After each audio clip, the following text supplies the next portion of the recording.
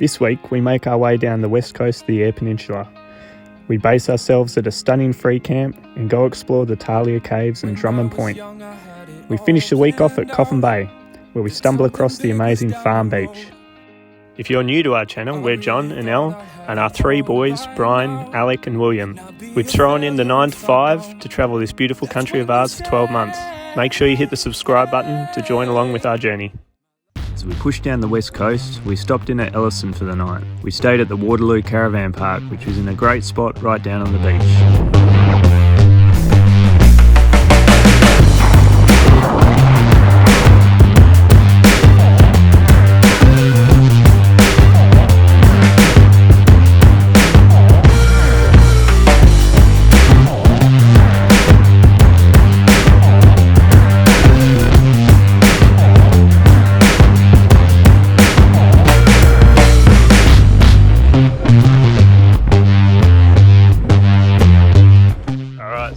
Come in at Horrocks Lookout. Got to the entrance of the campground and it looked a bit, I just wanted to check it out before I pull the van in here, make sure I'm going to be able to get out if we had to. Come out here and, what a view, have a look for yourself. Hopefully be able to set the caravan up here. See how we go for levels, but there's plenty of spots out here, plenty of space to set up. Could just drop the caravan here and go a bit of a drive, see if there's anywhere better. Let's bring her in.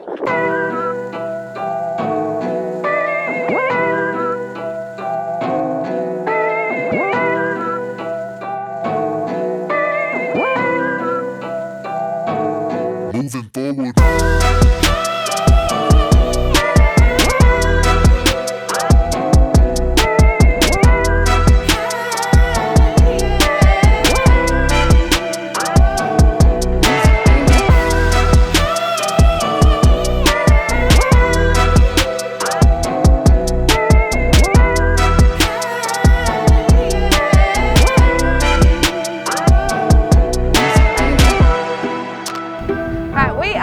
Horrocks Lookout, and this spot is about an hour's drive from Elliston or an hour before Coffin Bay as you make your way down the Eyre Peninsula.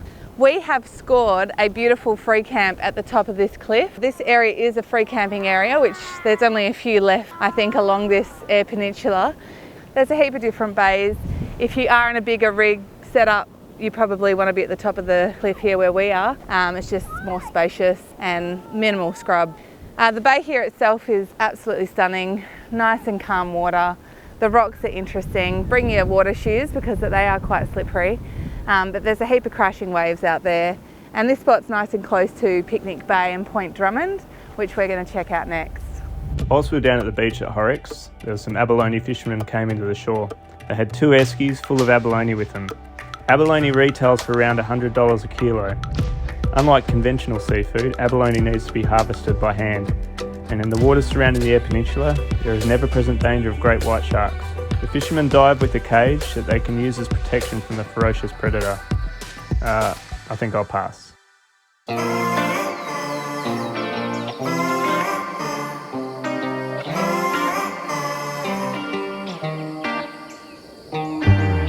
Woke up, hopped out of bed, feeling great. Felt refreshed as the shower water hit my face. Headed to the kitchen and I'm about to get a plate. Chest up, shoulders back, yeah, I'm walking straight. Down at Point Drummond today. You got Point Drummond just over the hill here and then Picnic Beach out along there. We tried to see if there was a spot where we could drive down onto Picnic Beach, but couldn't really find a spot. So if you come out to, I think this is Point Drummond here, but there's a ramp that goes down to the beach that's been put in there by the abalone fishermen. And there's a heap of rocks down here. You can see behind us there's some people that camped up for the night, and they're just swagging it. And there's a heap of starfish and all kinds of little creatures in these little rock pools. The kids are having a great time exploring and finding them. Yeah, the great thing being able to drive down the beach. Yeah. William fell asleep in the car, so we can leave him in the car with some doors open and just keep checking on him. You can hear it in the sound, yeah. Just chill, hand at the wheel. Windows down, they got that real good feel. Take another breath. Love is real. Open your eyes and see clear, yeah. Poolside, chilling in the summertime. Cool breeze, blowing and I'm feeling fine. Blue sky, feel the sun saying let it shine. Good vibes, now we living in the better times. Better times. Better times. Better times. Good vibes, now we living in the better times. Better times. Better times. Better times. Alright, so we've come back from Point Drummond, and as we were approaching where our van was, we saw a big plume of white smoke. So we were we're a bit worried it might have been our van or something. So, but when we got close, we realised it wasn't our van. But there was a fire not far from our van, so and the wind was blowing directly towards our van. So we thought that we would just play it safe and pack up. Because we're leaving tomorrow anyway. Yeah, we're going to leave tomorrow anyway. You know, there's no point in taking any risks or anything. Like the chances are that it would all be fine, and you know there'd be no fire over near us. But why take the risk when you're going to leave anyway? Oh, so it's the smoke too. yeah, smoke was blowing right over our van. And it's all in the van. Even in the car. In the car, it smells like smoke. There's still a bit coming over. I think they've started to get on top of it, but it was a good campsite. I'd recommend it. The only downside I would say would be the wind. The wind was pretty horrendous, especially in the afternoon. You couldn't really be outside the van, and it's a heap of limestone around here, so it's really fine dust. Gets everywhere, and when you're outside, it just gets in your face. But other than that, it was spectacular views right on the edge of the cliff, looking out over the ocean. Beautiful waves to look at in the morning. As we left the campsite, we pulled up on the side of the road. While we were pulled up on the side of the road, the fire bombers came in over the top of us, and you could see them in the distance dropping water on the fire. It looked like they got on top of it pretty quick.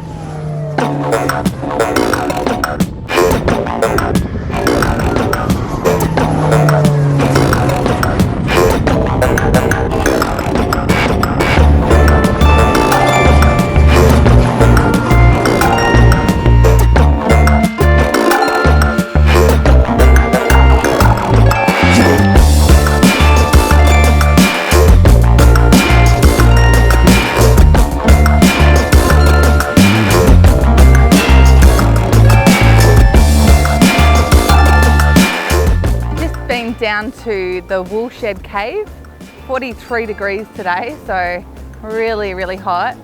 We just quickly popped down there, saw the cave. John walked all the way in. It's a little bit dangerous with the kids, so we just stayed back, and then we explored the coast a little bit, but again, the waves that are crashing in are just so powerful that we just kept back, and we'll keep going.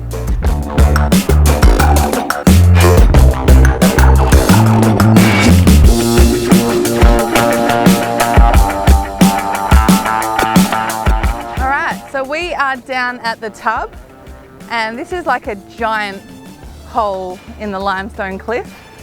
Not too much down there, a little bit of water, a few birds, but just this coastline is spectacular. Just in the middle of nowhere, it's a massive cave. Apparently the water's rushed under the rocks, and this cave has formed as a result. You can climb down, we haven't, but yeah, pretty spectacular with the ocean in the backdrop. Another awesome part of the South Australian coastline.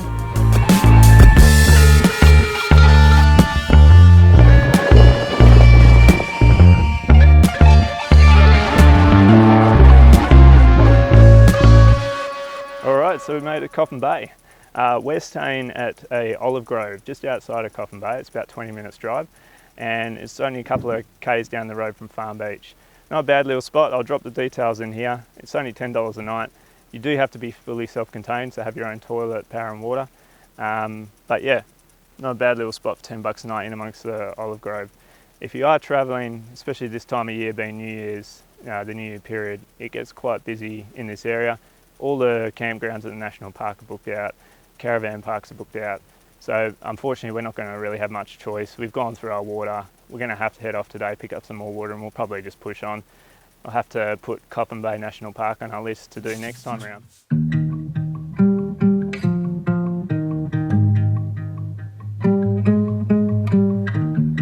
Got no issues, it's kinda nice. Like running water into a paradise. Got no drama, feels like we arrived.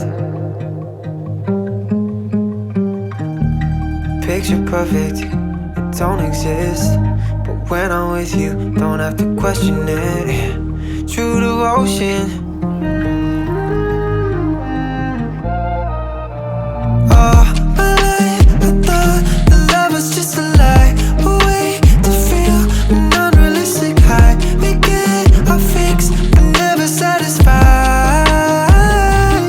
Last 2 hours here at Farm Beach, and this place is 5 minutes from the olive farm where we're staying and about 25 minutes from Coffin Bay, and it is magic. Crystal clear water, all different shades of blue. You've got Mount Dutton in the background, and the kids just had a ball making sandcastles. There's people on jet skis and boats, and it's absolutely packed today. Like that, like that, like that. I like weekends, never leaving our bed. Office till the night ends, baby, we can sleep in. Wait until the morning, kiss you on the cheek, and hey, baby, that's a reflex. Oh, my life, I thought the love was just a lie. A way to feel an unrealistic high. We get our fix, but never satisfied. Give you all of my love, give it right back. I could fly, I could fall, I know you got my back. Never thought I would find someone to love like that. Like that, like that. I like that. We laugh till we cry and keep our love intact. Take a ride, turn them back so we can see. So as you come around the point where all the cars are sitting, there's like no cars around here, and it's probably gets a bit obvious when you come around here. It gets pretty soft. Up around the point, you've got 2-wheel drive cars that quite easily drive on the beach there, but it gets really boggy around here. So when you're beach driving, first port of call is always to let your tyres down. You should probably do it before you even go on the beach, but sometimes I get a bit lazy. But if you let your tyres down, it greatly increases the footprint of your tyre, gives you a lot more traction, and should be able to get out of it quite easily. So we've just got the highway tyres on here, the ones that the Ram came with. I really want to get some all-terrains, but pretty pricey to fit the whole car out with new tyres. So we'll try and get as much wear out of these as we could, and then once the time to switch them over, which when we're doing so much driving shouldn't be too long, we'll get some all-terrains, something a bit better. Probably would help a bit if we had some better tyres and this stuff. Alright, that's it for this week. We want to say a big thank you to everyone who's subscribed. We've just cracked 1,000 subscribers, and it means a lot to have your support. We also want to give a shout out to Tom Kirk, who leaves us a comment on nearly every video.